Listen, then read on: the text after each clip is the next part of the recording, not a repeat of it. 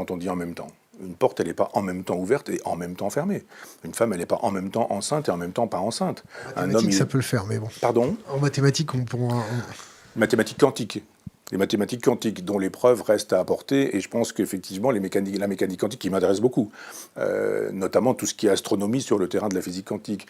Mais je pense que tout ça reste encore à démontrer, et quand on nous dit qu'effectivement il y a des particules très éloignées qui sont en relation sans qu'on sache ce qui les lie très précisément, on se dit, eh bien cette thèse-là rend possible toutes les fictions.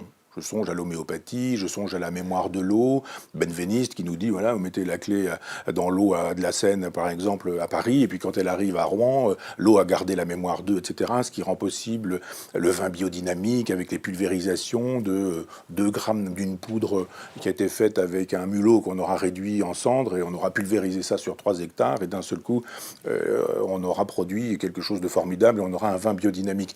Donc, effectivement, la physique quantique, elle permet tout, le fameux chat de Schrödinger, qui est vivant et qui est mort en même temps. Donc tous les gens qui pensent que les tables tournent, que les esprits sont susceptibles d'être interrogés, que les morts restent vivants, se réclament tous de la physique quantique. Je dis, attention à la physique quantique, elle existe, elle ne permet pas tout réellement, c'est aussi une hypothèse de travail. Quand il y aura des ordinateurs quantiques, alors là, effectivement, on pourra dire que la physique quantique a produit des effets.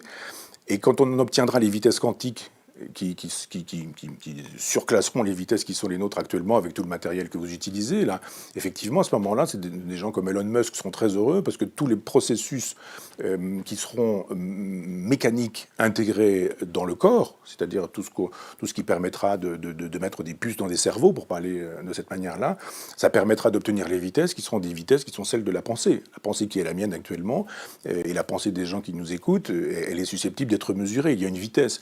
Si on a la possibilité d'artificialiser ces vitesses avec la physique quantique, alors à ce moment-là, effectivement, le transhumanisme aura fait des pas et des grands pas. Revenons sur les frictions et les adhérences du pouvoir en place.